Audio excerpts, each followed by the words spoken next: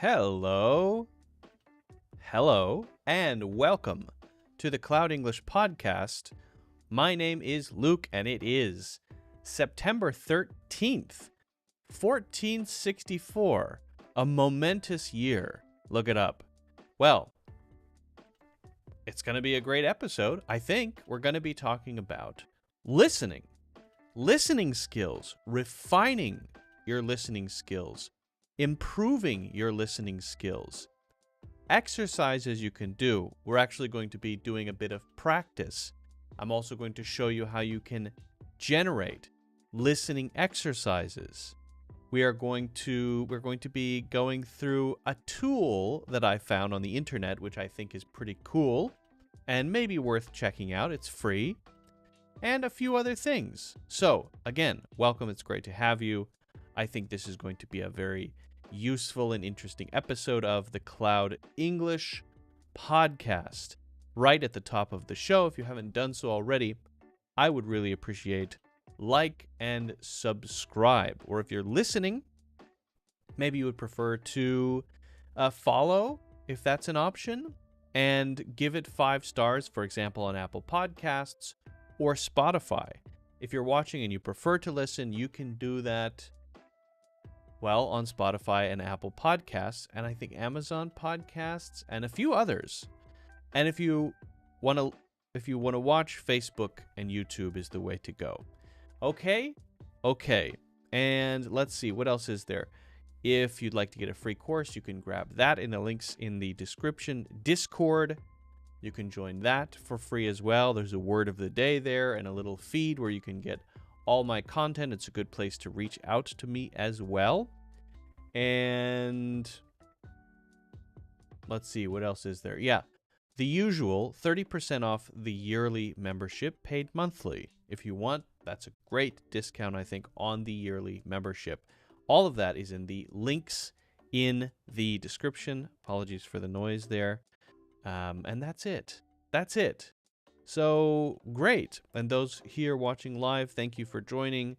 We do this every single Friday around 12 to 1 o'clock Eastern Standard Time, which is what in, let's say, GMT? What is EST in GMT? So if it's, let's say, what is 1 p.m.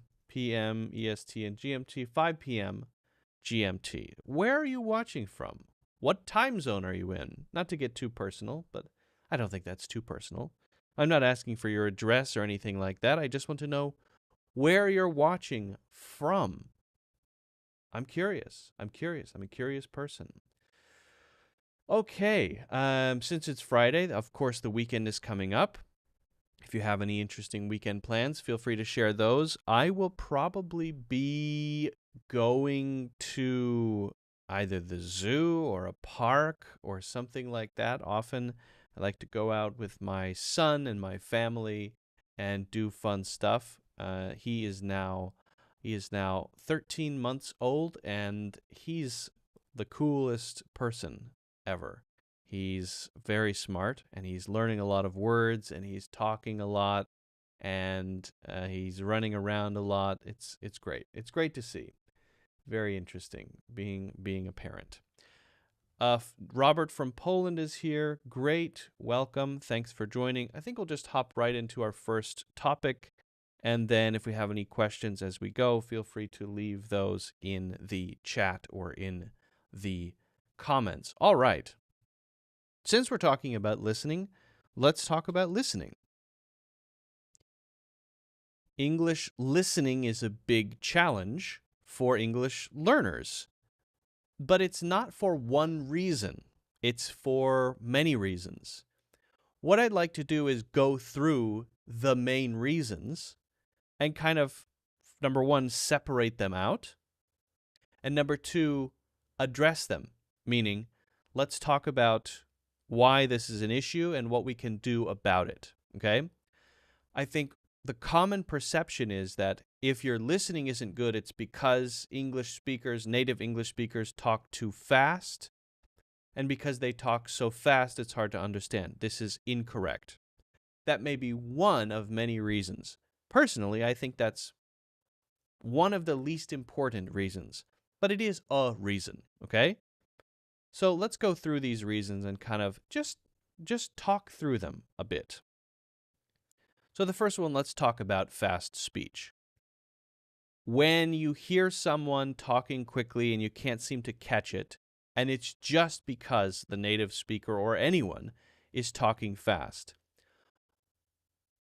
The reason is that there's too much information going by, right? And you're not able to process enough of that information quickly enough.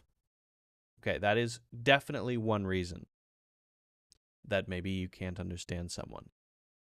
One thing to do to practice this is to, just like you would if you were working on anything else, work up to that.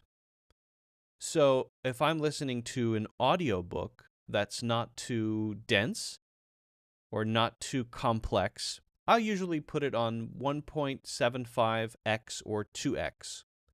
But I didn't do that overnight. I did that over time. When I did that at first, it was too much information coming through too quickly. So I just listened on 1x speed, normal speed. And then gradually over time, I increased the speed until I was able to comprehend the audiobook at 2x. Now, I can't do that for everything. If it's really complex, if it's philosophy or something, I can't really do it. But for a lot of things, I can. And I often do that for YouTube when it's information I'm trying to get, and it's not for enjoyment, right? I'll put it on 2x speed. So I suggest that you try the same thing here. You can't do that in real life, usually. You can say, hey, could you slow that down and say that really slowly for me? You could. But let's say we're just talking about practice. So you take a YouTube video, you take a TED Talk, native English speaker just talking. Slow it down to 0.75. How is your comprehension now? If it's a little better, then speed may be one of the reasons. If it's no better, then maybe speed is not the reason, and we'll talk about the others in a moment. Okay. Slowly work up from 0.5 at the slowest to 0.75, 1, right? And do challenging stuff. Don't just pick something super easy, right? Pick something that's going to be complicated, that's a little faster. Really push yourself. So that's one thing. The other is when you hear people talking, don't try to process every single thing you hear.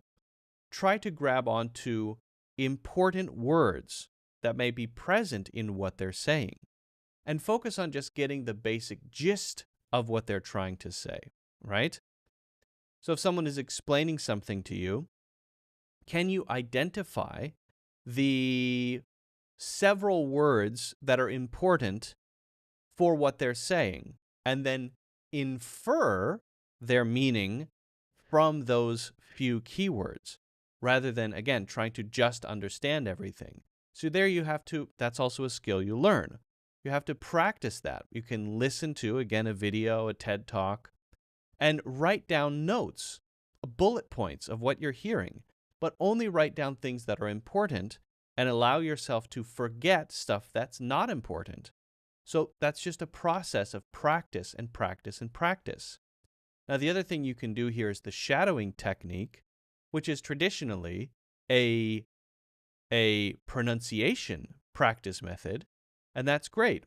This is where you follow speech by saying after what is said what you heard, right? And you can improve your pronunciation this way as well. In fact, the ears and your mouth, they're closely connected. Listening is very closely connected to pronunciation skill. So you find a short clip, maybe 30 seconds to a minute long. You listen to it. It should be challenging. And maybe you start slowly and you shadow it, trying to say what you hear. This is pushing you to really catch those little subtle sounds. Often a reason you can't understand fast speech is because of things like schwa sounds, right? So for example, I want to do that tomorrow. So if I say I want to do that tomorrow, that's as fast as a native speaker might say that. I want to do that tomorrow. I want to do that tomorrow. Well, they're not saying, I want to do that tomorrow. Why doesn't it sound like that when it's faster? Even if it's sped up, they're not saying, I want to do that tomorrow. They're saying, I want to do that tomorrow. I want to do that to. Those little short sounds that are unstressed and sound like, want to tomorrow. Those little sounds are called schwa sounds. And they're one of the main reasons that fast speech sounds so fast, right? And so the shadowing technique is a good way to force yourself to catch those little sounds. And again, it just takes practice, and it's something that you get better at over time. Okay, let's talk about another common reason here. Let's talk about, right? Hello, slides. I've got, yes, I want to go to the next slide. Hello, hello, hello, hello, hello. Okay, there we go. Let's talk about connected speech. Now, what is connected speech first? Connected speech is when you're blending together sounds as you speak. So you hear words that are actually 2 or 3 words pronounced like compound words. A compound word would be something like, let's say greenhouse, right? That's a compound word. Well, a word is often said in a more, let's say, condensed unit because it's a word. But sometimes we condense groups of words together, right? And it all gets connected together. So, for example, did I just repeat the same thing twice? It all gets mushed together. Let me say it like that. So, my meeting schedule is busy. Okay, so my meeting schedule is busy. Let's slow that down. My meeting schedule is busy. So, my meeting. The voice does not stop between those two. My meeting's schedule. So, schedule does break the voice. Because when you say s, that breaks the voice. But then schedule is busy, schedule is busy, schedule is busy.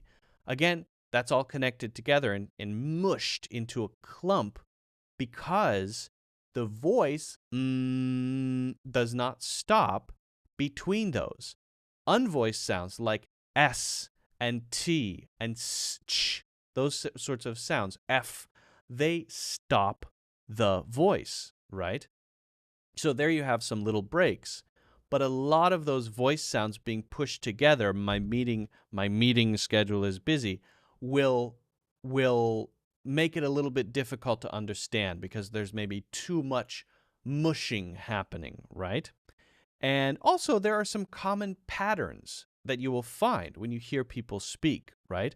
So I said earlier, to do, right? To do. It's so smushed together that to do, even though that has an unvoiced sound, it's a common pattern that you can identify, right? So one thing you can do to better process speech that is clumped or smushed, I need to pick a word, together, identify the common ones for yourself, write them down, right? And then once you know them, you'll start seeing them more often. It'll be easier to identify them in the future, to be able to understand what is being said in the future. Another thing you can do is if you're practicing with videos, interviews, TV shows, things like that, you can look at the transcript. It's not cheating. First, challenge yourself to understand a 1-minute section of a video, but then check it. Look at the transcript. See if you were right. You might see a word there that you didn't notice before, right? Of all the things there's an of there. It doesn't start with all. Of all the things I've done in my life, of all the things I've done in my life, of all the things, maybe you missed one of those. Or maybe you caught it, but the transcript can confirm that. Now, YouTube does have transcripts, so it's okay. However, TED, and I mean the TED website, does a really good job with the transcripts. You can quickly check transcripts as the video is playing, and it's great. It's a great, I think one of the best online transcripts for videos out there. I think that's why people like to practice with TED Talks. Now, similarly, when you hear those patterns, try to make them for yourself, right? Whatever you hear, I was trying. Don't focus on, at some point, don't focus on the words. Focus on the sounds and the meaning of the sounds.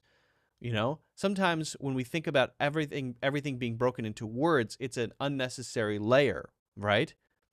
Well, when babies are learning a language, they're not learning on the layer of words only. They're learning on the sound layer. So a few weeks ago, I showed a video of a little baby saying strawberry. Well, yeah, she's saying a word, but she's just not thinking strawberry is a word and I'm learning this word and I'm going to try to say this word. She's thinking, I want this thing which is sweet and red and tasty. And I know that I've heard many times this sound that's like da baby, ba baby. I've heard it a lot. And I know if I say these sounds, I might get one of those sweet things, right? So there's a direct correlation between the noises and the thing, rather than the noises make words, and that's then the thing. So sometimes it's helpful to, when you're trying to shadow, mimicking native speakers, focus more on the sounds you hear as you're mimicking and not just the words, right? So for example, I want to go, I want to go, I want to go, I want to go, I want to go, I want to go. Well, I want to go, okay, I want to go, okay, yes, those are all words, but mimicking I want to go, getting to the lower layer of the sounds themselves is very useful.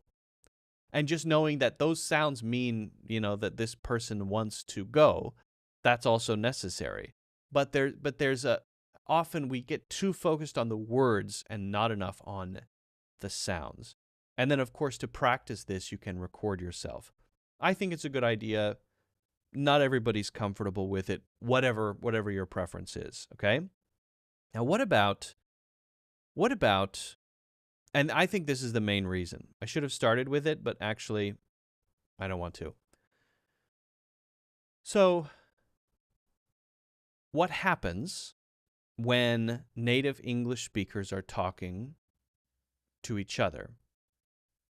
What happens is that they reference things that are cultural that you might not know, not because you don't know the words, but because you just don't know the culture part, right? So it's an added layer of difficulty, and I believe it is probably the number one or number two reason for comprehension problems when you're listening to native speech, especially for TV shows and movies, right? So what can you do there? Well, we have to learn the cultural references. Unfortunately, this is a long-term project, right? This is not something you can do in a day. So yes, sharpen your listening by all means. Focus on the sounds, yes. Work on speaking speed, yes.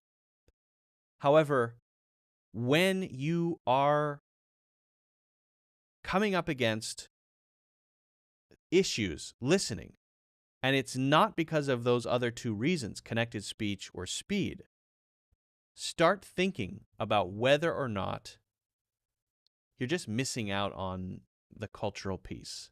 And maybe idioms and phrases too, which we'll talk about in a bit. So what can you do? Well, watch movies. This is a great opportunity for making a connection, to engage with someone. If you're in a conversation and somebody says something and you don't know the reference, don't just say, oh, well, I don't know it. Ask about that. Hey, you said you were saying something about this. What's that? What's that? It's a great opportunity to get to know someone, to understand them better, to show curiosity. People like being asked questions, generally speaking. So ask questions, engage. I think it's a good excuse, right, to start a conversation, right? ChatGPT, let's be honest, is pretty good at this sort of thing too. So, ask ChatGPT if you hear a reference you don't know to a movie or something like that. If you're watching a TV show, you can't really ask questions to the person who's speaking, right? So what can you do? Well, you can ask ChatGPT instead, or Claude, or whatever you like to use. And then finally, I think it's good to watch stand-up routines. It's good to watch stand-up comedy. It's good to understand how humor works, because that's a very deep part of the culture. I know sometimes people feel confused when I'm speaking because I use a lot of sarcasm, and sometimes people don't understand my sarcasm. By the way, not just English learners, kind of everybody. Hey, now what if you're just not familiar with the words that are being said? I heard it. I heard what was said. I heard the sounds. It's not a cultural reference. I just don't know that word. If you have a gap in your listening, there, your knowledge of English can save you. If you have a good knowledge of how the language fits together, the grammar of the sentence, and you're able to kind of get a gist for it, you can infer the meaning of the word from the context. Well, why is this person saying this thing at this time?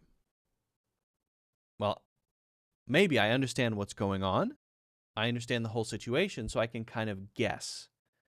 And if you can kind of guess, maybe you go look up that word later. You can remember that word in the context you heard it in. That's actually a great way, maybe the best way, to learn new vocabulary words. So this is interesting, right? You're using what you don't know to infer what a word or phrase probably means based on the situation, based on what's happening, right? Based on the words around it. And then when you learn that word later, maybe you write it down or something, when you study that word later, you then remember that context that you heard it in and use that to better learn the word. Because words without context are just words. It's much more useful to have learned words in context, right? Much more useful. So I recommend as you're out there working at work, watching movies, going about your daily life, find some way to remember words. Maybe that's a little journal you have. Maybe you write it down in your notes app on your phone. Maybe you have a little voice thing where you can record it. Whatever works for you. Note things in your life. Again, the advantage for that is random vocabulary lists are just that. They're random vocabulary lists. But words that you've written down from your life as you have uncovered them are part of your life. And because they're part of your life, they're something that happened to you, they have this built-in context which makes them easier to learn and easier to remember. And when you use them again, you have a better idea about how to use them naturally because you originally heard them in a situation, at work, at school, right? Now, this is also where reading can be useful. So do this when you're reading books and articles, fantastic. But if we're talking about listening, focus on the audio piece of that. What does that mean? Well, when you look up the word, don't just look up the word. Make sure you listen to it many times so that you can master the pronunciation. One thing that can happen is as soon as you hear it, that's the last time it's a thing that you hear. Well, then you're not working on your listening, right? Then you're just learning the word. Even if you're learning it in context, you're just learning the word. but you have to be familiar with the sound that the word makes, or the sounds that the word makes when somebody says it, right? So always keep the audio part at the top of your priority list. Never look it up if you don't have to. Have a conversation with ChatGPT about it, right? So make sure that when you learn a word, you're learning with your ears in addition to learning with your eyes. This is a common problem. You went to school, you took a lot of exams, you did a lot of quizzes and stuff, and you're doing a lot of stuff with your eyeballs, right? But what about with your ears? Why is my listening comprehension so much better than someone who doesn't speak English natively? Well, I started with my ears, actually. That was my first, my gateway to the language was with my ears, not my eyes. Hearing songs, hearing people talk, right? And then gradually kind of associating those sounds with meaning strawberry. But at first, it's all ears. So I would say my listening comprehension is higher than my reading comprehension. Maybe they're the same, but they're about they're pretty close. Well, if your listening comprehension is not as high as your reading comprehension, then why isn't it? It should be. It should be. You have to prioritize the listening part. And if you're not, well, there's no excuse, right? You should be. You should be. Okay? Now, idioms and phrases are pretty similar to vocabulary, right? So when you're learning idioms and phrases, basically an idiom is a word that's often more than one word. It is a bit more nuanced because it has a cultural meaning, a connotation, we could say. So learn with the same process. Always learn how it sounds. Use ChatGPT there. Use the context there, right? And if it makes sense, try to put it into practice, right? Use it in your next conversation, if it makes sense. Don't force it in. I knew someone once who always forced the idioms that he used into the conversation. Tons and tons of idioms, and it was very awkward and strange. So don't do that. Don't go that far. But try to use them here and there when it makes sense, right? And always, of course, pay attention when you're listening to an idiom or a phrase for the first time. Pay attention to how it was used. Pay attention to who used it. You know, a 22-year-old and an 85-year-old are going to use very different idioms. They both use the word banana. They both use the word excellent, perhaps, right? Or turkey sandwich, but they might not both use the same idioms because, as I said, idioms can be a bit more culturally nuanced, right? My grandma's not going to say that something is lit, right? Right? She's not going to use the word skibbity, right? She's not going to say that someone who went to the gym and got muscular is swole, right? No. So just be aware of that. Honestly, for idioms and phrases and for vocabulary, there is also a context culturally within the culture that may be age related or demographic related or group related. So pay attention to that too. Very important. Okay, so if you want to do this, those are the 5 things that I think affect, or let's say make listening difficult for English learners. Let's go over them one more time. Speed, too fast. Words are too connected or jumbled together. Mushed. I use the word mushed. Let's use mushed. There are cultural references. There's humor. That's another layer of comprehension. There are words you may not know, and there are idioms and phrases that you may not know, right? The key, I think, for all of them is to don't be too intense about it. Make it part of your life, right? So if you have a diary, if you want to do that, that's great. If you want to spend 20 minutes a day on it, great. If you have a way to use ChatGPT to do it, great. But do it over the long term.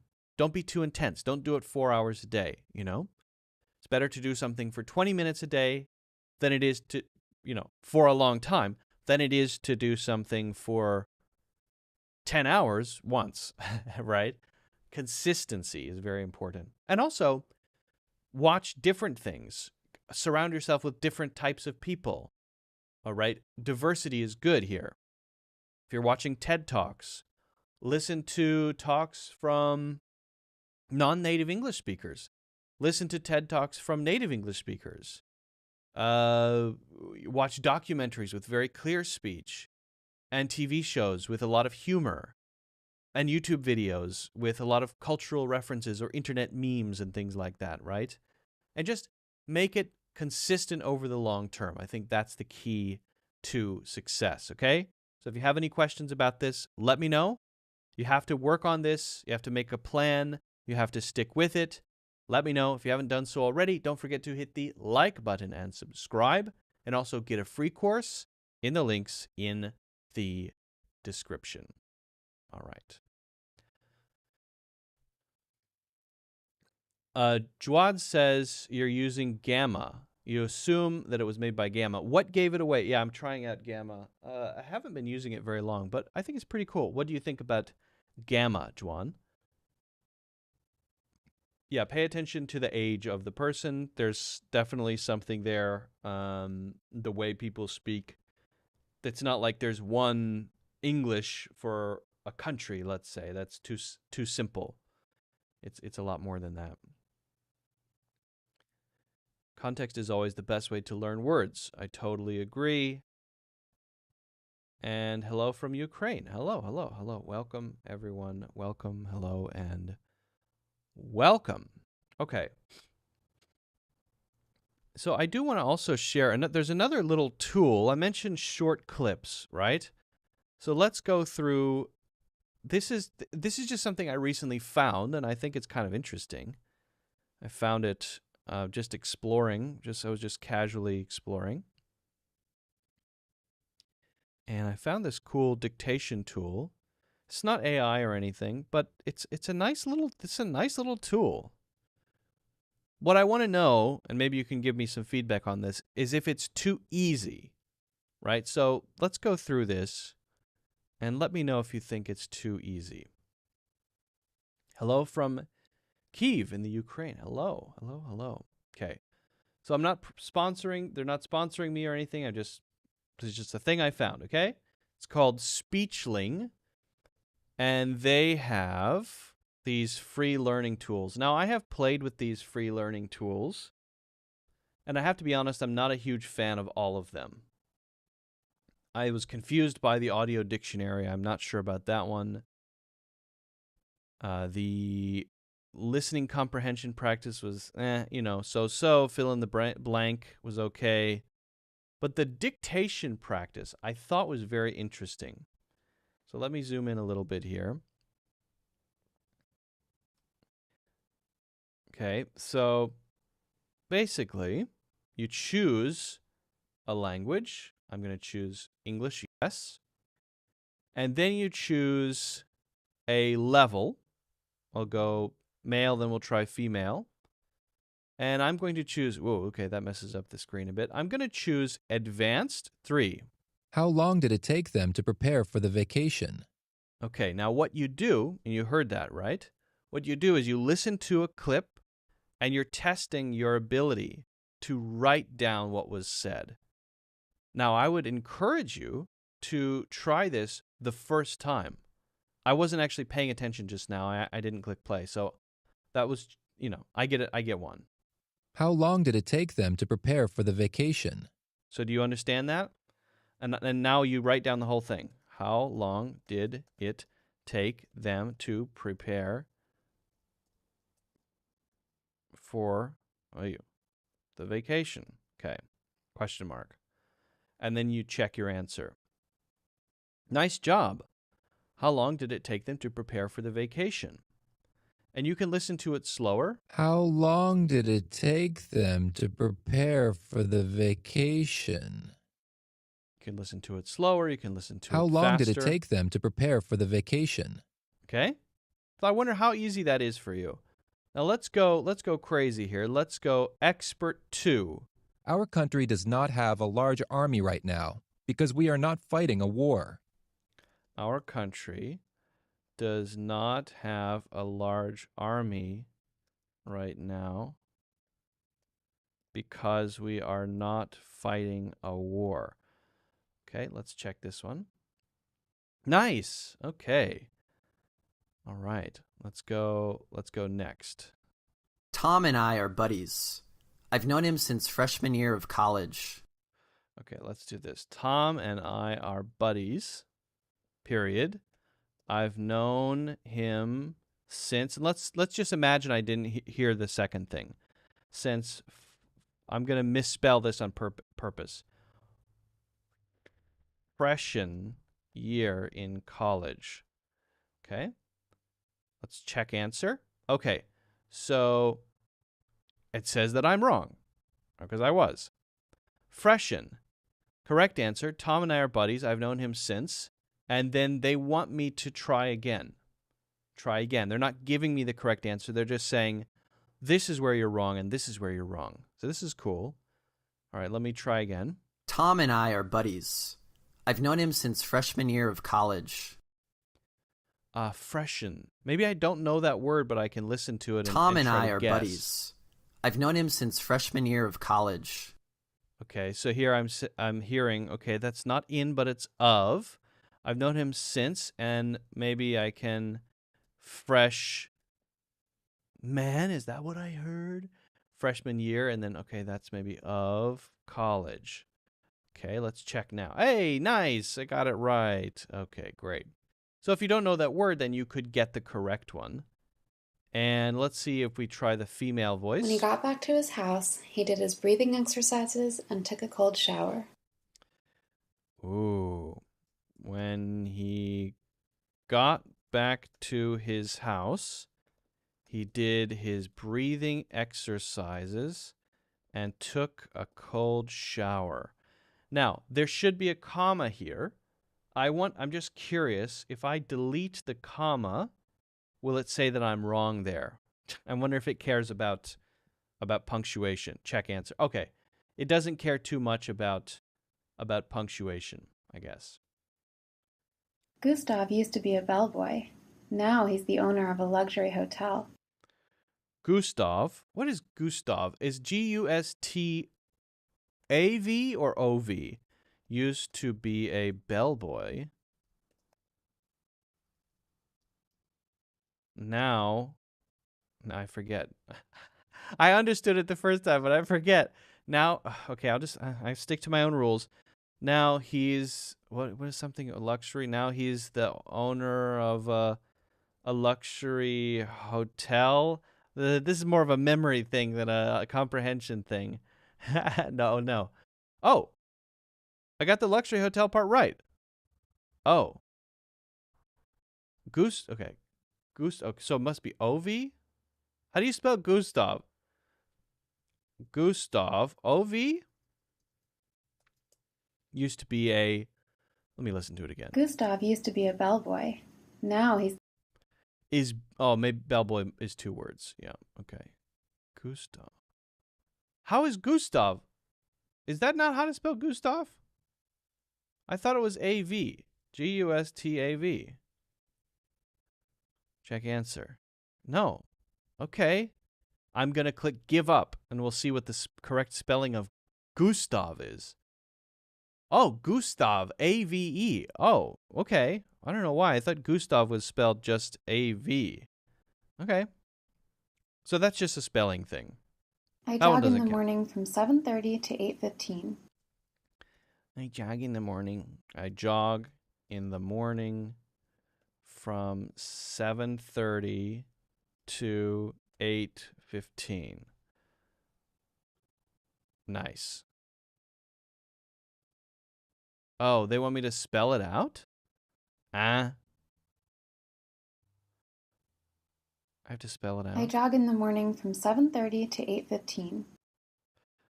Okay, what you tell me I have to spell this? Okay, from 7:30 to 8:15. Silly. What? Oh, hyphen? Do I really have to put hyphens here? Ugh. Come on.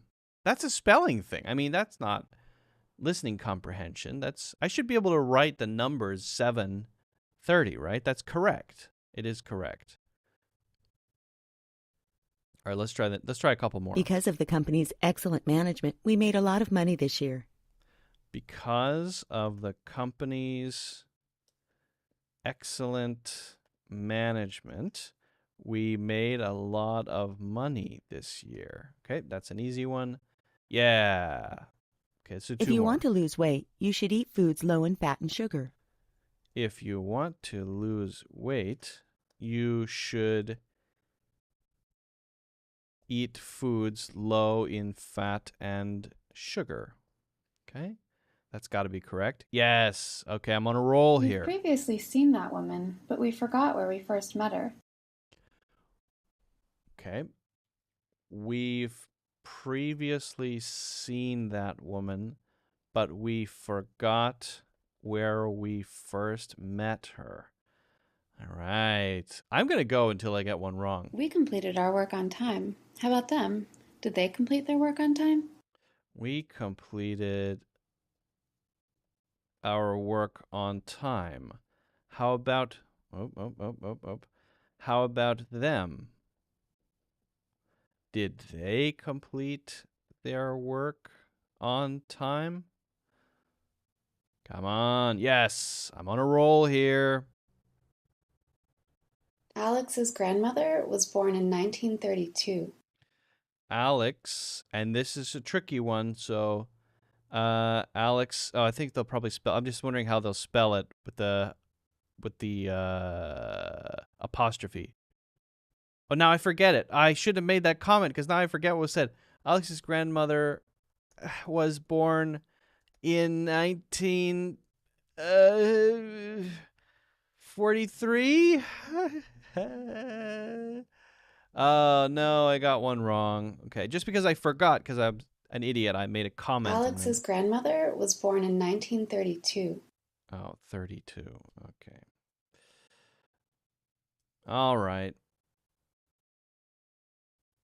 Hello, check answer. Born in, oh my God. Okay, 1 point of feedback for them here. Spelling things out or putting the numbers should both be correct. You shouldn't have to spell everything out. 1932. All right. All right. I guess I'll spell it out. Anyway, I think this is interesting. Number one, I like that it's free. I like that it's kind of unlimited and free. I like that they have male and female. I like that you can try different accents. I like that you can choose your level. Let's do a UK Doug's British in English his here. room. He's been there since 8 o'clock. Doug's in his room. He's been there since 8 o'clock. Jin Skip. Yang plays volleyball. How about his siblings? Do they play volleyball? Okay. My Yep. sister and her husband no longer live here. They moved to Portland. We took a bus to the cinema and brought our own popcorn. We took a bus to the cinema and brought our own popcorn. You could also do this spoken, right? You could say it. George grew up in a small village, but now he lives in a large city. George grew up in a small village, but now he lives in a large city. And you could do shadowing a little bit with this too. After flying from China to France, Sally had trouble adjusting to her new sleep schedule. After flying from China to France, Sally had trouble adjusting to her new sleep schedule. Ming Ming can watch videos because she's already completed her work. Ming Ming can watch videos because she's already completed her work. I dealt with the situation by remaining quiet instead of yelling. I dealt with the situation by remaining quiet instead of yelling. Oh, I could work on my British accent. Because my neighbour threw a loud party, I was not able to fall asleep. Because my neighbour threw a loud party, I wasn't able to fall asleep. Tommy never takes a bath in the afternoon. This afternoon, he took a bath. Tommy never takes a bath in the afternoon. This afternoon, he took a bath. Let me try the male one. I'm not certain, but it seemed around 35 kilometers per hour. I'm not certain, but it seemed around 35 kilometers per hour. Per hour. Huh? I'm not certain, but it seemed around 35 kilometers per hour. I'm not certain, but it seemed around 35 kilometers per hour. Do one more. If you invest your money wisely, you can retire early. If you invest your money wisely, you can retire early. When is Rodolfo applying to college? He's already applied to college. When is Rodolfo applying to college? He's already applied to college. Okay, enough of this. Enough of this. Ah, we can do other languages. Während der Komödie lachte ich, bis mir schwindlig wurde. Nope. Nope. 以前は写真をよく撮っていたが、この頃はもうあまりカメラを持ち歩かない。Nope. All right. All right, enough of that. Enough of that. But that's pretty cool. Check that out. Let me know what you think. If you do try it out, I would be curious for feedback. Again, I have zero affiliation with Speechling. I don't know anything about them. I don't even know if they're a company. It could be a giant banana for all I know. I have no idea what it is. I just found the tool online and I thought, hey, that's pretty cool. I should share that. Interesting. All right. Now, one thing I want to do before we get to have a few more things to get to here, I want to talk a little bit about, we're going to look at generating dialogues and role plays, or no, rather generating colloquial speech that we can listen to practice. And I want to answer a question as well, a question of the week. But before that, here's what I want to do. A challenge that we can do together. Let's take something current day, right? Let's take something that just happened. I've got a recap from the presidential debate that just happened between Kamala Harris and Donald Trump. And what we're going to do is we're going to listen to it, and I'm going to challenge your listening skills to see if you can come up with a simple, based on each little piece we watch, summary in your own words of what you heard, right? Basically, how would you say that in your words, or can you come up with a very simple version of it, right? This is all about comprehension. Okay, so here we go. We're going to go over here, and we're going to go to the 2024 presidential debate on ABC News between Kamala Harris and Donald Trump. And this is 3 minutes long. We're going to go through this for listening comprehension, okay? We're no subtitles here. And I will say what I'm hearing if you don't understand something, and I'll explain it, but I want you to do it as an exercise for yourself, okay? So if you're watching live, apologies, you know, if you're not ready, but I encourage you to get a notebook or something out. But if you're watching this later, pause it, get a notebook, and then get ready to just write down bullet points of how would you say this in your own words, so you understand what is being said. It's a very useful little exercise, okay?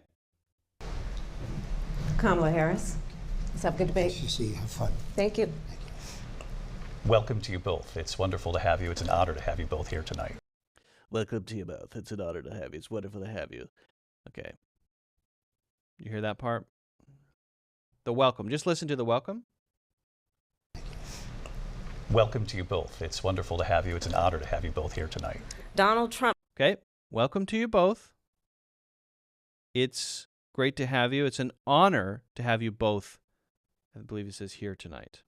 Let's have a good debate. See you. Have fun. Thank you. Welcome to you both. It's wonderful to have you. It's an honor to have you both here tonight. It's wonderful to have you. It's an honor to have you both. Okay. Donald Trump left us the worst unemployment since the Great Depression. Donald Trump left us the worst public health epidemic in a century. You will see during the course of his rallies, Go back. Unemployment since Wonderful to have you. It's an honor to have you both here tonight. Donald Trump left us the worst unemployment since the Great Depression. Donald Trump left us the worst public health epidemic in a century. You will see during the... Okay, so that's one little clip there.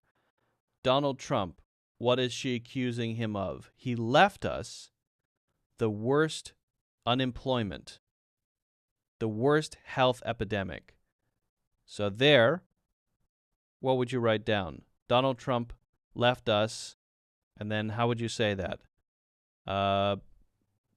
Bad health epidemic from COVID. Donald Trump left us a terrible unemployment situation, something like that. Course of his rallies, he talks about fictional characters like Hannibal Lecter. He will talk about windmills cause cancer. And you'll see during the course of his rallies, he talks about fictional characters, public health epidemic in a century. You will see during the course of his rallies, he talks about fictional characters like Hannibal Lecter. He will talk about windmills cause cancer. And what you will also notice is that people start leaving his rallies early out of exhaustion and boredom. People don't go. Okay, so what is she saying about Donald Trump? During the course of his rallies, what happens? During the course of his rallies, he talks about fictional characters like Hannibal Lecter. He will talk about windmills cause cancer. And what you will also notice is that people start leaving his rallies early out of exhaustion and boredom. People don't. So she's saying Donald Trump is basically, if you want to write down the word for word, that's okay. Or if you want to just focus on giving a basic bullet point of what is being said, that works too. You can do it however you want to do it. I would go with simpler, personally. And what you will also notice is that people start leaving his rallies early. I would say she is saying, or she is accusing Donald Trump, not accusing. She is making fun of Donald Trump for saying weird things at rallies and making people feel bored. That's how I might say that one. Out of exhaustion and boredom. People don't go to her rallies. There's no reason to go. Yeah, people leave because of boredom. People at Donald Trump at his rallies says strange things and people get bored. It might be a way to say that. And the people that do go, she's bussing them in and paying them to be there. She has a plan to confiscate everybody's gun. President Trump, she has we do a have plan. to move. Reason to go. And the people that do go, she's bussing them in and paying them to be there. She has a plan to confiscate everybody's gun. President Trump, she we has do a have plan. to move. Tim Walz and I. Okay, so what is she doing? She's bussing them in and paying them to be there. And she has a plan to confiscate everybody's gun. So how would you say that? How would you simplify that?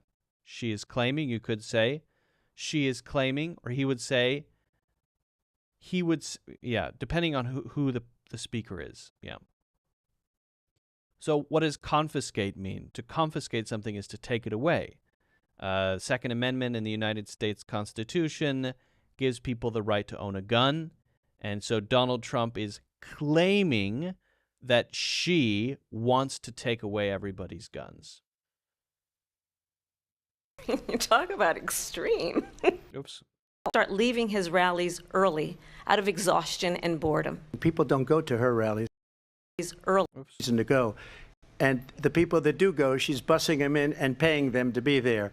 She has a plan to confiscate everybody's gun. President Trump, she we has do a have plan. to move. Tim Walz and I are both gun owners. We're not taking anybody's guns away. So stop with the continuous lying about this stuff. Well, I don't know. I mean, all I can say is Tim Walz and I are both gun owners, and we're not taking anybody's gun away. So stop with the continuous lying stuff. You have to move. Tim Walz and I are both gun owners. We're not taking anybody's guns away. So stop with the continuous lying about this stuff. Well, I don't know. Stop with the continuous lying about this stuff. Okay, so there, she is denying his accusation. She is saying that what he says is untrue. that he's lying. And that she owns a gun. If she owns a gun, she's probably not going to take other people's guns away. Tim Walz is, by the way, her running mate. If she wins, then he will be the vice president. I mean, all I can say is I read where she was not black, that she put out, and I'll say that. And then I read that she was black. I mean, honestly, Let's read that again. Not black. That's a No, I crazy mean, all line. I can It's funny. say is I read where she was. Walz and I are both gun owners. We're not taking anybody's guns away. So stop with the continuous lying about this stuff. I don't know. I mean, all I can say is I read where she was not black, that she put out, and I'll say that. And then I read that she was black. I mean, honestly, I think it's What is Donald Trump trying to say about her now? I read that she was not black, that she put out, and then I read that she was black. So there, you could say, Donald Trump is saying that she is changing or trying to change her racial identity. That's what he's saying. Or has claimed a different racial identity at different times. You might say it that way.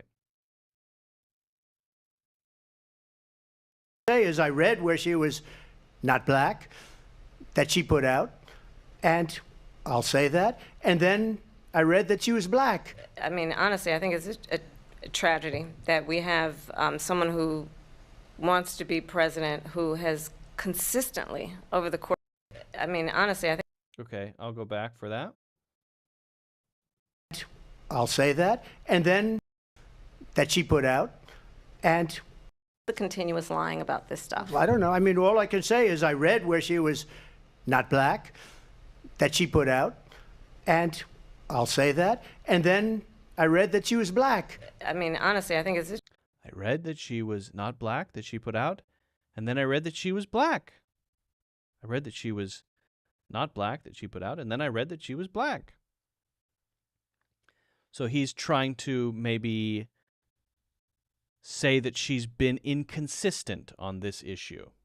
A tragedy that we have someone who wants to be president who has consistently, over the course of his career, attempted to use race to divide the American people. In Springfield.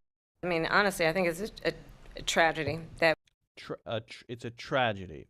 we have someone who wants to be president who has consistently, over the course of his career.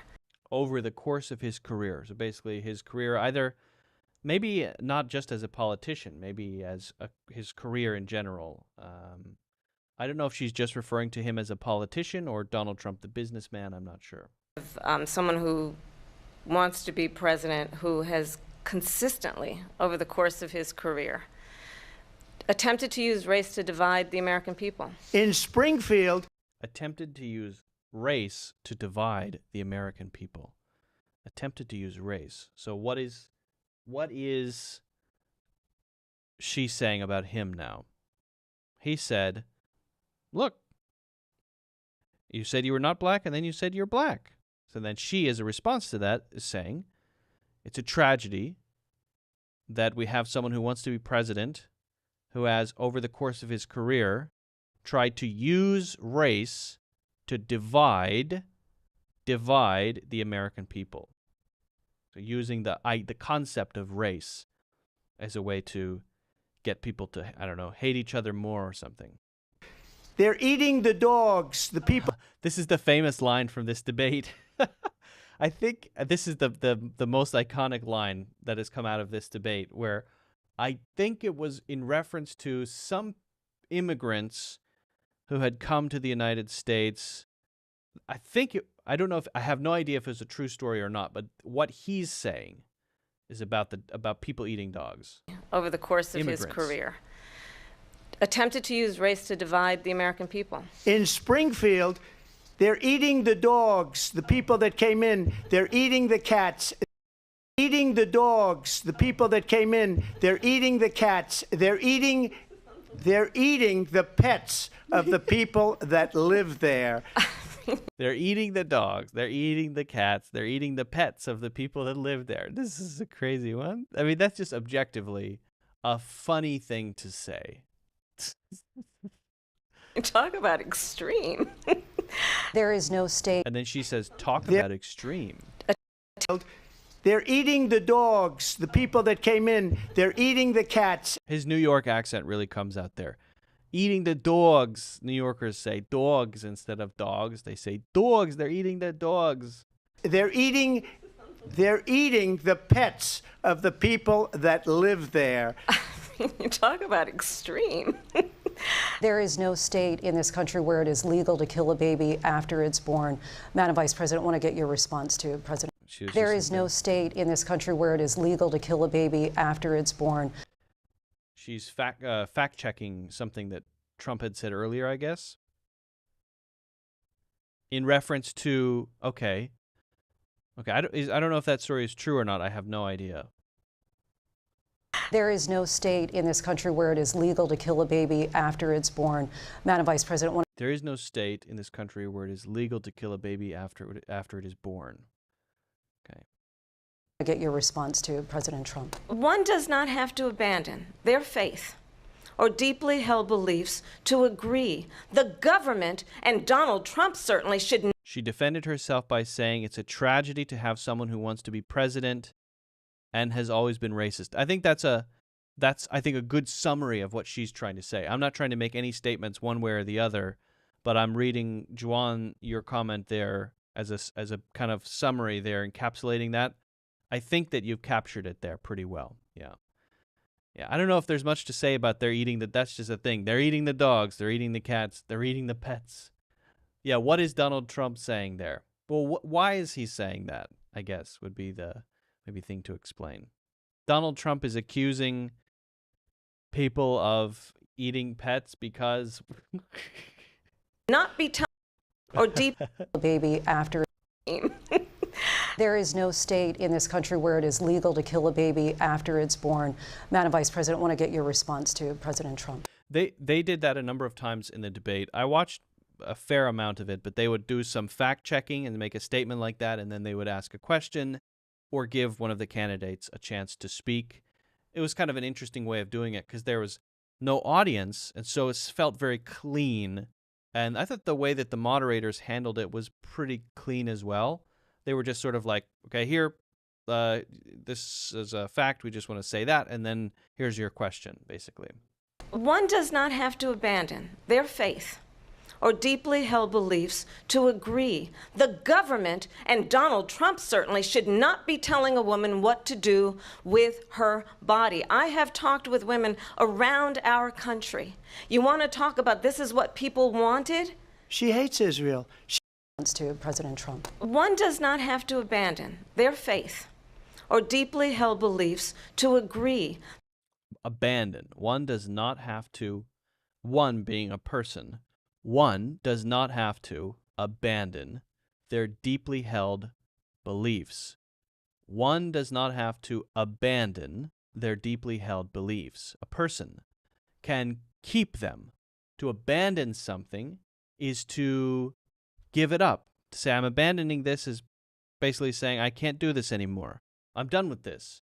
You don't have to abandon your deeply held beliefs. Does not have to abandon their faith or deeply held beliefs to agree. The government, and Donald Trump certainly, should not be telling a woman what to do with her body. One does not have to abandon their faith or deeply held beliefs to agree. In other words, if you want to agree with this, you don't have to get rid of your beliefs or your faith. You don't have to give those things up in order to agree with what I'm about to say. That what? The government, at Donald Trump, should not be able to tell a woman what to do. Held beliefs to agree. One does not have to abandon. One does not have to abandon their faith or deeply held beliefs to agree. The government, and Donald Trump certainly, should not be telling a woman what to do with her body. I have talked with women around our country. You want to talk about this is what people wanted? She hates Israel. She wouldn't even meet. I have talked to women around our country. So I think that she just may be stating anecdotal evidence about where her position comes from, basically saying, you know, maybe I've talked to people with different beliefs and different political opinions, and you don't have to get rid of your beliefs to agree with this simple statement, is what she's saying. Donald Trump certainly should not be telling a woman what to do with her body. The government or Donald Trump should not be telling a woman what to do with her body. You talk about extreme. There is no state in this country where it is legal to kill a baby after it's born. Madam Vice President, I want to get your response to President Trump. One does not have to abandon their faith or deeply held beliefs to agree. The government, and Donald Trump certainly, should not be telling a woman what to do with her body. I have talked with women around our country. You want to talk about this is what people wanted? You want to talk about this is what people wanted? It's kind of a half point. They probably should have cut that because she doesn't really say the next point there. So She hates Israel. She wouldn't. Okay, now we're moving on to the next point here. So see if you can kind of summarize that little piece there. She is resisting the idea that the government and Donald Trump should not tell women what to do. She's resisting the idea that the government and Donald Trump, well, she's not resisting that idea. To resist the idea is saying that Donald Trump doesn't want to tell women what to do with their bodies. She's saying Donald Trump and the government are telling women what to do with their bodies. She's resisting the idea that the government and Donald Trump could tell women what to do with their bodies or should tell women what to do with their bodies. Not should not tell, if that makes sense. Israel. She wouldn't even meet with Netanyahu when he went to Congress to make a very important speech. Netanyahu, if you don't know, is the name of the president of Israel. I have talked with women around our country. You want to talk about this is what people wanted? She hates Israel. She wouldn't even meet with Netanyahu when he went to Congress to make a very important speech. But just so you understand, they sent her to negotiate peace before this war started. 3 days later, he went in and he started the war. Yet again, Okay, I think they started talking about Israel and then is talking about Russia and Ukraine. So I think he's talking about two different military conflicts. She wouldn't even meet with Netanyahu when he went to Congress to make a very important speech. She wouldn't even meet. If you hear someone say wouldn't even or can't even, it's like saying it's that extreme, right? Okay, here's an example. I hate destination weddings so much. I wouldn't even go if you paid for my flight and hotel. The destination wedding is where your, friend or somebody, they have a wedding in Barbados or something, and they want you to go. But usually that means, okay, I have to get a flight and go there. Right? Very expensive. I one time went to a very expensive destination wedding, and I was very angry about the whole thing. Anyway, I hate destination weddings so much, I wouldn't even go if they paid for everything. That's how much I hate them. That's just an example. Now, he's saying that about Kamala not meeting Netanyahu, the president of Israel. The president of Israel came to the United States to make a very important speech. Donald Trump accusing Kamala of being sort of anti-Israel to the point where she won't even meet him when he makes a very important speech. She hates Israel. She wouldn't even meet with Netanyahu when he went to Congress to make a very important speech. But just so you understand, they sent her to... Okay. And now I think they're moving on to Ukraine. So it's a quick cut there. But he's criticizing her generally about her, let's say, we could call it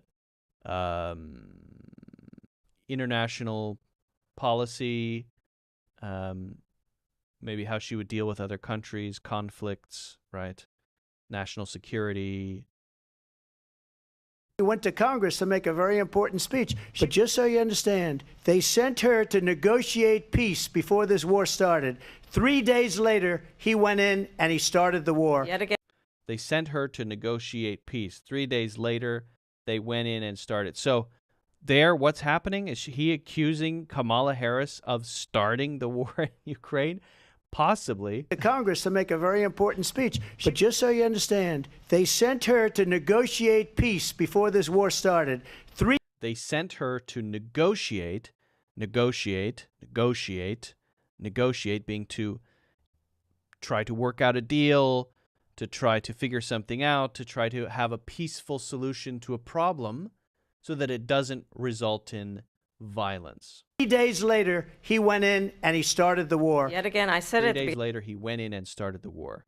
So is Donald Trump implying that the war in Ukraine started because of Kamala Harris, because she tried to negotiate peace, and then Vladimir Putin said, actually, because of that Kamala lady, I'm going to go ahead and start it. This might be what he's saying. Juan says, I'm with Trump. Yeah. Okay. I'll say I don't really care. I don't have a strong opinion on either side. I'm just going through this for, I think it's interesting to explore something very fresh, He went to Congress to make a very important speech. But just so you understand, they sent her to negotiate peace before this war started. 3 days later, he went in and he started the war. Yet again, I said it at the beginning of this debate. You're going to hear a bunch of lies coming from this fellow. And that is enough. Yet again, I said at the beginning of the start of the debate, you're going to hear a bunch of lies from this fella. Fella is a guy, a person. She said at the start he's going to say many lies. And she's saying that the thing that he just said is a lie. War. Yet again, I said it at the beginning of this debate. You're going to hear a bunch of lies. That's a really jumbled together. I said at the beginning of this debate. I said at the beginning of this debate. I said at the beginning of this debate. Yet again, I said at the beginning of this debate. You're going to hear a bunch of lies from this fella. Fella means guy. This following on from the accusation that Kamala single-handedly started the war in Ukraine. And he started the war. Yet again, I said it at the beginning of this debate. You're going to hear a bunch of lies coming from this fella. Yet again, I said at the start of this debate, you're going to hear a bunch of lies from this fella. F-E-L-L-A, fella. And that is another one. When I went to meet with President Zelensky, I've now met with him over 5 times. When I went to meet with President Zelensky, I've now met with him over 5 times. Lies coming from this fella. And that is another one. When I went to meet with President Zelensky, I've now met with him over 5 times. When I went to meet with President Zelensky, president of Ukraine, I've now met with him over 5 times. War. Yet again, I said it at the beginning of this debate. You're going to hear a bunch of lies coming from this fella. And that is another one.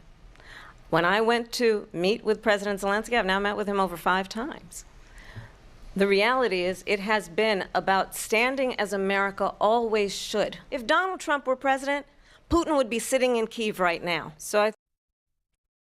Okay, so she's now turning it around. If Donald Trump were president, Putin would be sitting in Kyiv right now. So she's saying, what? You're lying.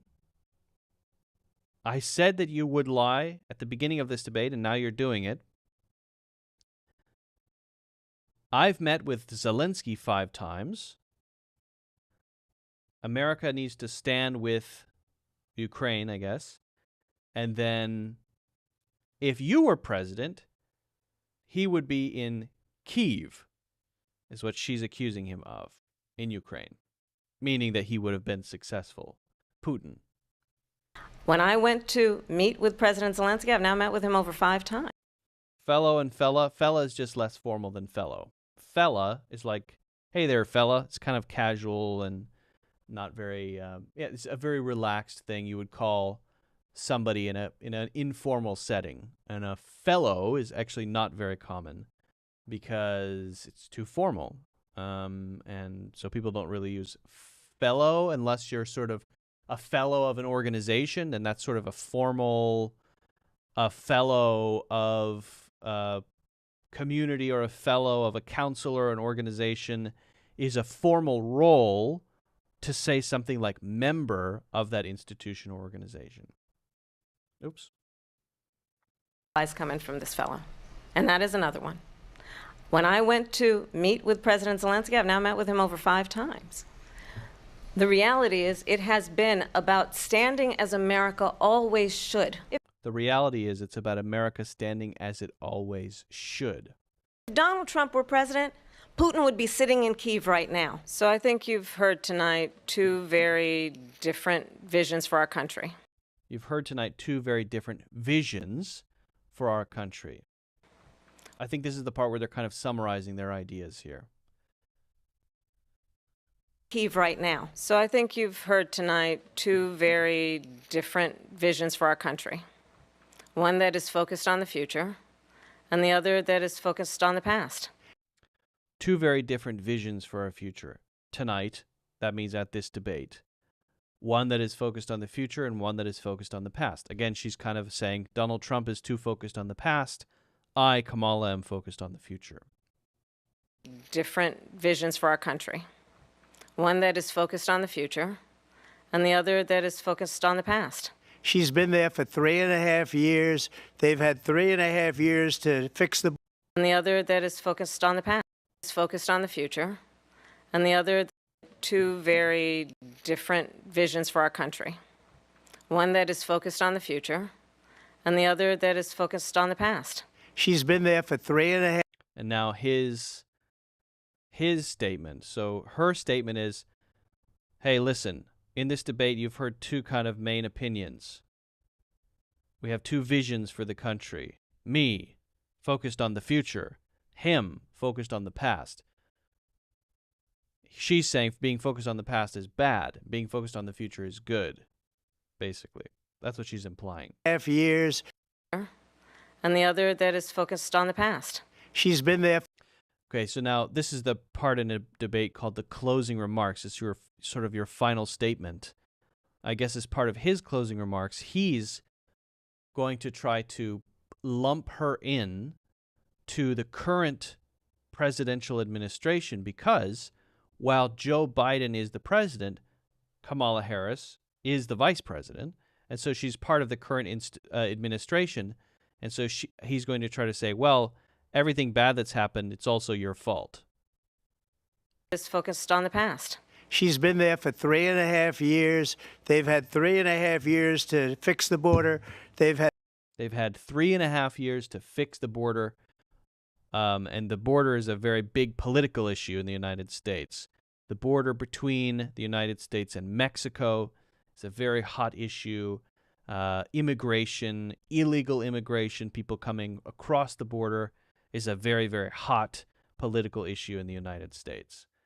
Fix the border? What would that be? Well, it depends on who you talk to.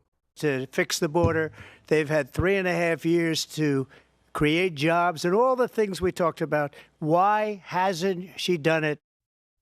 She's had 3.5 years to fix the border. She's had 3.5 years to create jobs and all of the other things we talked about. Why hasn't she done it? Why hasn't she done it? So kind of just accusing her of not being very effective in what she's trying to do. Okay, I think that's an interesting one. So what you can do is it would be cool to then just take each piece and give little summaries for each little section there in your own words for comprehension, and then go back and listen to the whole thing and kind of test your comprehension against the original, right? Your bullet points against the original. And this is what you can do for TED Talks. This is what you can do for YouTube videos. Whatever. Find a source, a really good source. Focus on having, diversity, different kinds of things, some news, some documentaries, some TV shows, a lot of different kinds of things, different accents, and challenge yourself to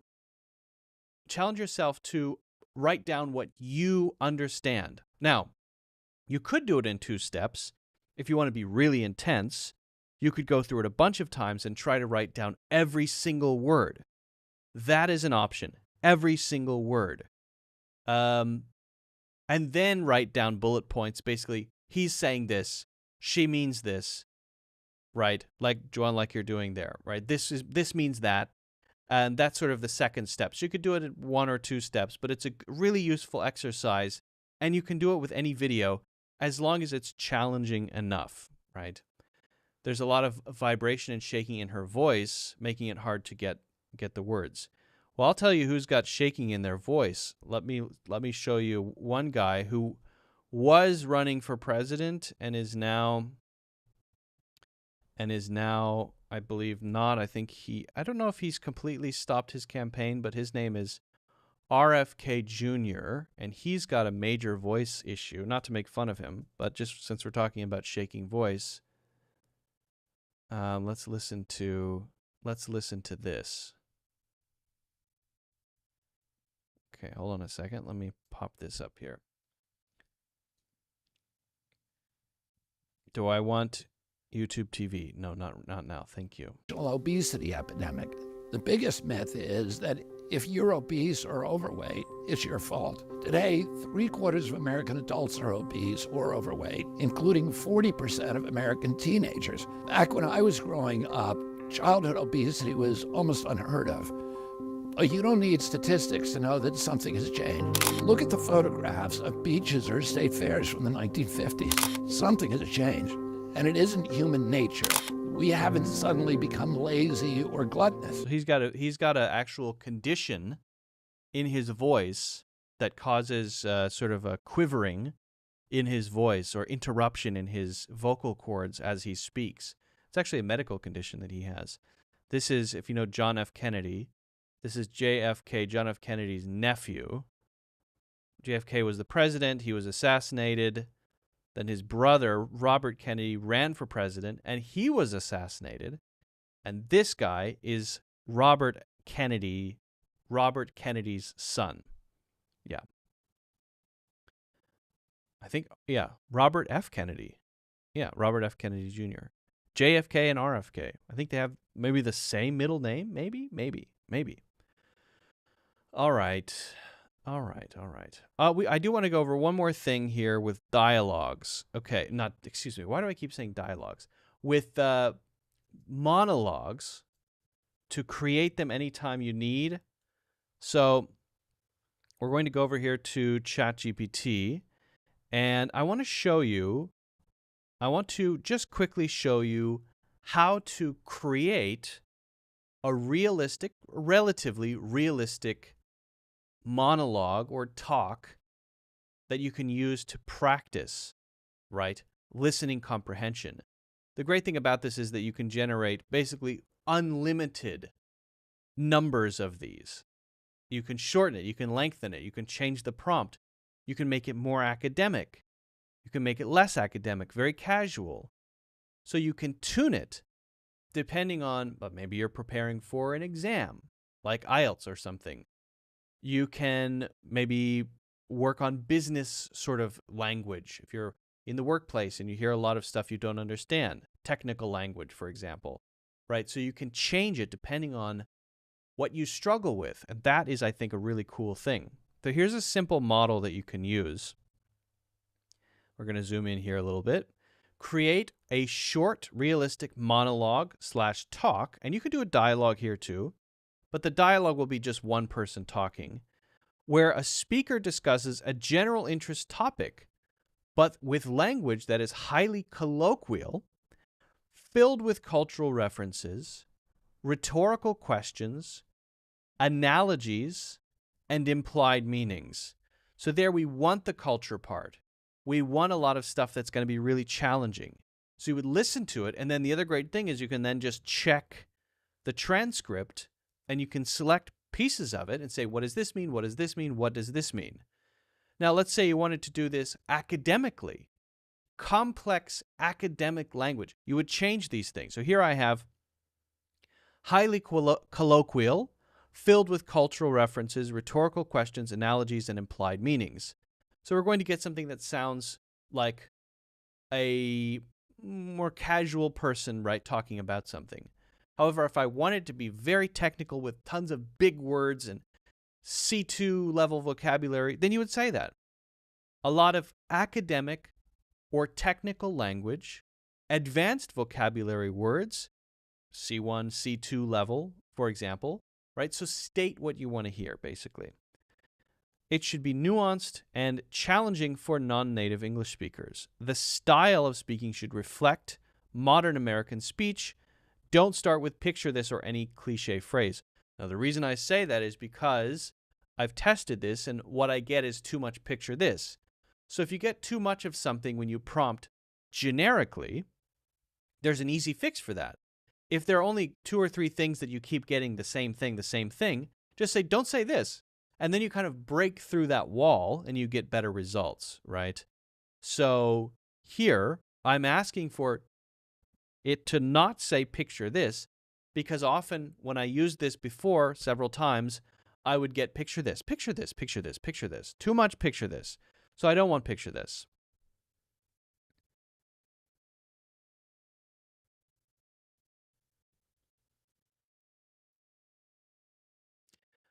Okay, now we're not even going to read this. We're going to listen to it. Here we go. Go down here. Okay, come on. Slow. Too slow. I don't want to see it. Close my eyes. I don't want to see it. I'm closing my eyes. I don't want to see it. I'm trying to scroll down to the play button.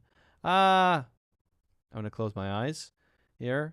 And then it's so slow. Usually it's a lot faster. Oh, we'll just wait here.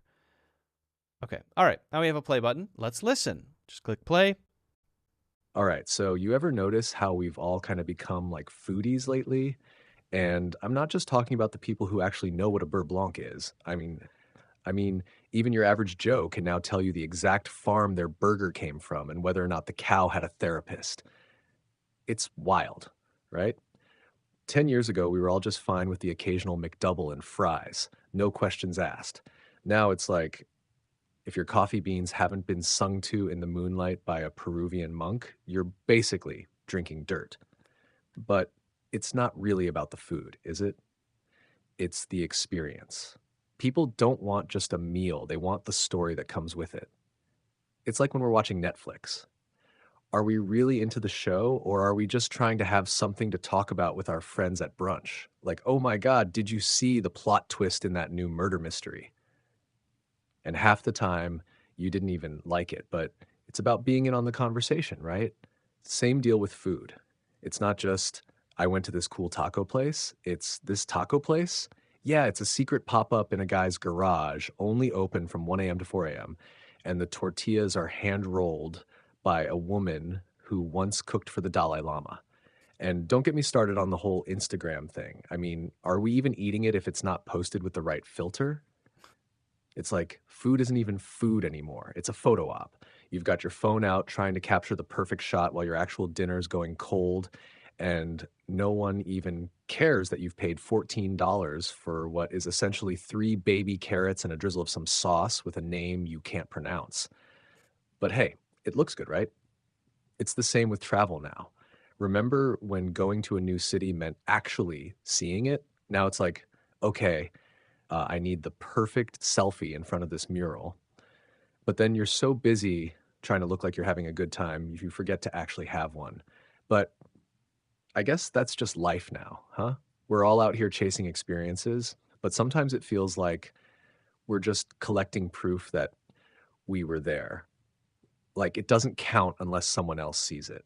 It's kind of funny when you think about it. Like, we've got this never-ending buffet of choices now, more than ever before, and somehow we're all still hungry. That was actually really good. That sounded like a person who has clear opinions on a topic and maybe well-educated, but has a very sort of American-y-ish colloquial way of speaking. Notice the use of the word like. Well, guess what? That's what American people do. many people, under the age of 40 or something, use like constantly. And it sounds very, very true to life. That could have been a transcript from a TED Talk, someone using like too much in a TED Talk, That is how people talk. Now, you could pick out a thing from this, a phrase from this, if you're not sure. This is the cool thing about this. Now, if you've listened to it, if you're missing something, if you want to dive into something, let's see. Let's see a thing that I might not know. Okay. Maybe I don't know a joke. Okay, so now it's like if your coffee beans haven't been sung to in the moonlight by a Peruvian monk, it's basically drinking dirt. Okay, no, that's not what I want to do. I want to select, select that, and can you please explain this? And now I can get an explanation to understand it better. This part of the monologue is a humorous exaggeration, using hyperbole to poke fun at modern obsession with artisanal and high-end products, particularly in food and drink. The speaker is jokingly saying that nowadays people demand such absurdly high standards for something as simple as coffee that it feels like anything less than a ridiculously elaborate process, like a monk singing to the coffee beans in the moonlight, makes the product inferior, basically, or dirt, basically dirt. The Peruvian monk and sung to in the moonlight add the humor by making the process sound overly mystical and exotic, implying that people have taken the search for the perfect product to an almost absurd level. It's a way of mocking the pretentiousness that sometimes comes with food trends, while still being playful and not directly criticizing anyone. Yeah, that is really good. So and now you can generate infinite numbers of these, right, to practice your listening. This is extremely powerful. Now let's say I want to before I even dive into any specific thing, right, create a simple list of challenging multiple choice questions based on this talk to test my comprehension.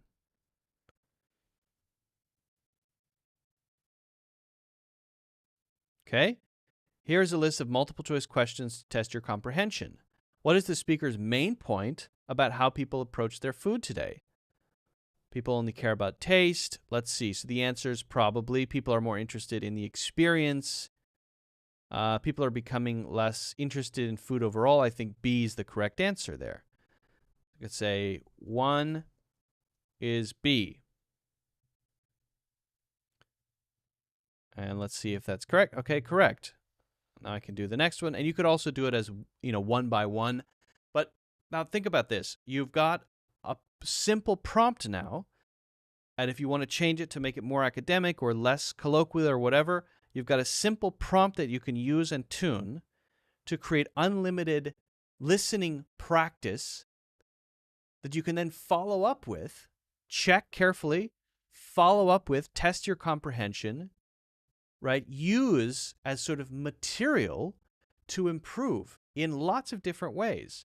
Your reading comprehension if you want to read it, your listening comprehension if you want to listen to it, learning new colloquialisms and idioms and phrases if you dive into each of those, learning about humor and how sarcasm works and things like that. So it's a fantastic learning tool and a fantastic way to practice your English. And you can specify a topic, right? Do this on the topic of organic toothpaste, anything, right? So I think it's really incredible. Very, very useful as a way to practice.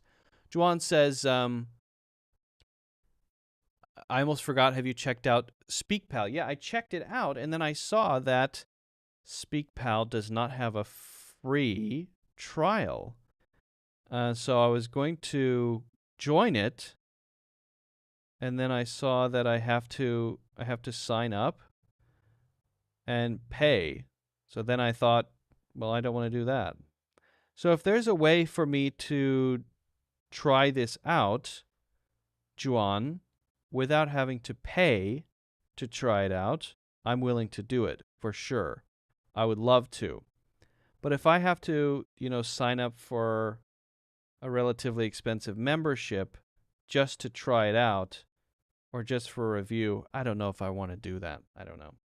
Yeah, let me know if there's a way to do it for free without paying. I prefer not to because there's so many things out there.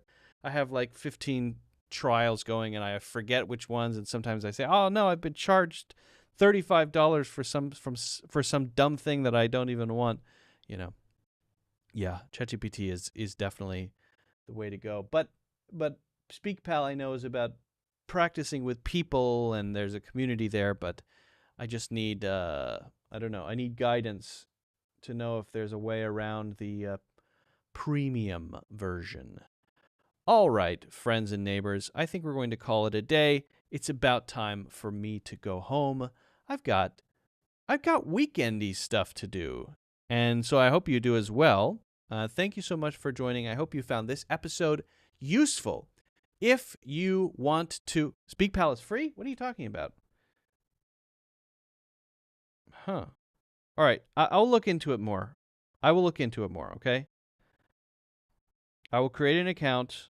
I will look into it more. I will check it out. I promise, okay? Promise. Before next week.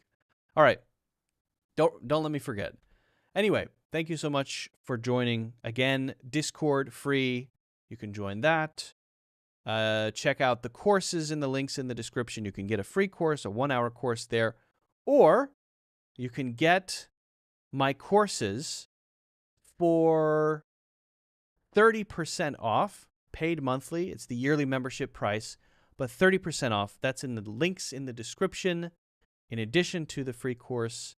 And if you don't mind, I would sincerely appreciate likes, comments, subscribes, and shares. If you want to share, if you enjoy the podcast, share it around. If you want to listen, check that out in the links in the description. I hope you have a fantastic week, and I will see you in the next one. Bye.